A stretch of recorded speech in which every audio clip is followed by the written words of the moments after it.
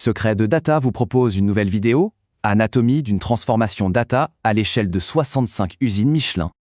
Pour saisir l'enjeu de ce projet, il faut partir de cette phrase de Philippe Belot, directeur délégué qualité chez Michelin. L'échelle est d'emblée posée. On ne parle pas seulement de déployer un outil, mais bien de transformer les méthodes de travail de plusieurs dizaines de milliers de collaborateurs. Alors, comment une telle transformation a-t-elle été menée ? Avant même d'aborder la technologie, la première phase, entre 2018 et 2021, a été entièrement consacrée à la construction d'une vision stratégique commune. C'est une étape qui s'est avérée indispensable. La démarche a donc débuté par une phase d'écoute. En 2018, une grande enquête a été menée pour sonder les besoins réels du terrain. Une fois l'accord du comité exécutif obtenu fin 2019, la direction a fait un choix intéressant, ne pas imposer une vision unique. Au contraire, chaque usine a été invitée à définir son propre cap à 5 ans, ce qui a permis d'assurer une adhésion locale forte tout en gardant une cohérence globale. Une fois la vision établie, un autre défi, et pas des moindres, est apparu. L'introduction de la science des données dans un environnement industriel a provoqué une friction culturelle, un point que Michelin a dû adresser de manière frontale. C'est ici que réside une tension fondamentale. D'un côté, on a la culture de l'usine, celle de l'exploitation, qui est fondée sur le respect absolu des standards. L'erreur n'y a pas sa place. De l'autre côté, la culture data, celle de l'exploration, qui valorise l'expérimentation et où l'échec est perçu comme une source d'apprentissage. Faire cohabiter ces deux mondes est un véritable exercice d'équilibriste. Philippe Belot le résume d'ailleurs très bien. Il a fallu créer un cadre qui permette à la fois l'innovation et le droit à l'erreur, mais sans jamais compromettre l'excellence opérationnelle, qui est la signature même de l'environnement de production.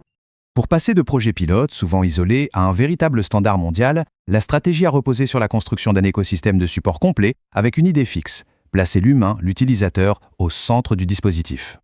Cet écosystème de support s'articule autour de plusieurs piliers. D'abord, ce qu'ils appellent le trio, une collaboration très étroite entre les utilisateurs en usine, les équipes informatiques et les experts data. Ensuite, des formations adaptées aux contextes locaux, par exemple dispensées en thaïlandais en Thaïlande. Il y a aussi une communauté très active pour le partage des bonnes pratiques. Et enfin, support expert qui donne un accès direct aux data scientists de Dataiku pour les problèmes les plus pointus.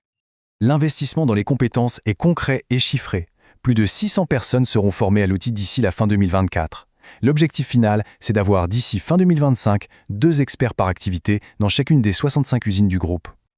L'efficacité de cet écosystème se mesure. Le Net Promoter Score, qui évalue la recommandation par les utilisateurs, a atteint le score de 71. Les équipes internes le qualifient elles-mêmes de hors sol, ce qui témoigne d'un niveau d'adoption et de satisfaction exceptionnellement élevé. L'adoption, c'est une chose, mais une transformation de cette ampleur doit évidemment se traduire par des gains tangibles, mesurables, sur la performance industrielle. Prenons un exemple concret dans une usine française. Un défaut récurrent sur des pneus de grande dimension entraînait un taux de déchets de 3%. Les paramètres qui pouvaient avoir une influence étaient connus de manière intuitive, mais leurs corrélations exactes n'avaient jamais pu être établies. C'est là que tout change. Un technicien de l'atelier, fraîchement formé aux nouveaux outils, a pu analyser l'ensemble des données. Il a réussi à identifier 4 paramètres clés et à définir leurs seuils opérationnels optimaux. Le résultat est net, une réduction de 60% des déchets liés à ce défaut spécifique. Et le bénéfice va au-delà du gain local. C'est là toute la force du réseau. L'étude qui a été développée dans l'usine en France est aujourd'hui en cours de réplication et d'adaptation par une équipe au Brésil.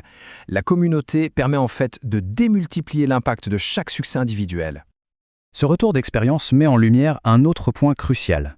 Une transformation de cette nature n'est pas un projet avec un début et une fin. C'est un engagement sur le long terme qui exige d'anticiper les risques et de préparer constamment la suite. Cette frise chronologique est assez révélatrice.